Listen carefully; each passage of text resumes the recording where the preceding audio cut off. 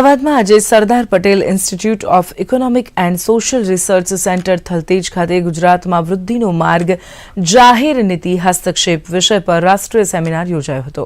આ રાષ્ટ્રીય સેમિનારમાં પૂર્વ સચિવ પી.કે. લહેરી, વિદ્યુત જોશી સહિત દેશના જુદા જુદા રાજ્યોમાંથી નિષ્ણાંતોએ ભાગ લીધો હતો।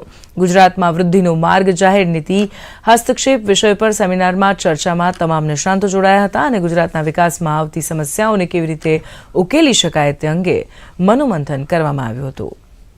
શૈક્ષણિક અને આરોગ્ય ક્ષેત્રે જે ઉણપો છે એ દૂર કરવા શું કરવું જોઈએ એની આજે અહીંયા તજજ્ઞો મુક્તપણે ચર્ચા કરે અને જે ભલામણો કરે તે પ્રમાણે જો નીતિ નિર્ધારણ થાય તો કે એ ખૂબ ઉપયોગી થશે।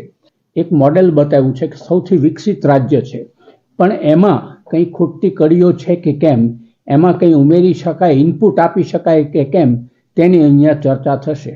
દાખલા કે આપણે જો એગ્રીકલ્ચરની ઇન્કમ ડબલ કરવી હોય તો કયા ઇનપુટ આપવા જોઈએ, પાણી કેવી રીતે આપવું જોઈએ, ફર્ટિલાઇઝર કેવી રીતે આપવું જોઈએ, એગ્રીકલ્ચર પ્રાઇસ કઈ રીતે રહેવા જોઈએ, શું નડે છે એમાં, આ બધા સવાલો ઊભા થાય। સેમિનારમાં બધા પ્રોમિનન્ટ સ્કોલર્સ ને બધા આવ્યા છે જે ગુજરાત ગવર્મેન્ટને, ગુજરાત પોલિસી મેકર્સને સલાહ આપી શકે કે ભાઈ અર્થતંત્રમાં આગળ વધી રહ્યા છો તો તમે ઇન્ડસ્ટ્રીયલાઇઝેશન કરી રહ્યા છો, પણ સાથે સાથે એન્વાયરમેન્ટના ઇસ્યુ છે તો એને કઈ રીતે સોલ્વ કરી શકાય।